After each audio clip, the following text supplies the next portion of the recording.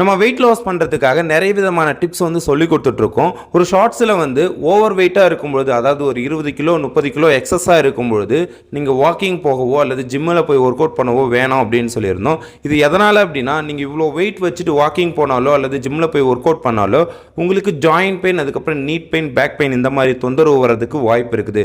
அது மட்டும் இல்லாமல் எல்லாராலையுமே அதே மாதிரி போய் ஒர்க் அவுட்டும் பண்ண முடியாது. ஸோ அதனால தான் நம்ம இந்த மாதிரி எதுவும் ட்ரை பண்ணாதீங்க.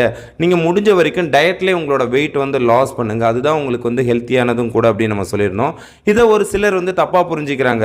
வெயிட் லாஸ் பண்ணுறதுக்கு வாக்கிங் போகவே கூடாது அப்படின்னு சொல்லிட்டு. உங்களுக்கு வந்து வாக்கிங் போகிறது, ஒர்க் அவுட் பண்ணுறது இதெல்லாம் வந்து கரெக்டாக அமையலாம். ஆனால் அது மற்றவங்களுக்கும் வந்து கரெக்டாக இருக்குமா அப்படின்னு நம்ம சொல்ல முடியாது. 20 கிலோ 30 கிலோ வெயிட் லாஸ் பண்ணணும் அப்படின்னா அவங்ககிட்ட நீங்கள் போய் வாக்கிங் போங்க, ஒர்க் அவுட் பண்ணுங்க அப்படின்னு சொன்னீங்கன்னா உங்களுக்கு நீட் பெயின், ஜாயிண்ட் பெயின் இந்த மாதிரி தொந்தரவு தான் வரதுக்கு நிறைய வாய்ப்பு இருக்குது. நீங்கள் ஹெல்த்தி வேலை வெயிட் லாஸ், ஃபேட் லாஸ் பண்ணணும் அப்படின்னா ஒரு ப்ராப்பர் நியூட்ரிஷன் ஃபுட்டை ஒரு வெல்னஸ் கோச்சோட ப்ராப்பர் கைனஸோட எடுத்துக்கிட்டீங்க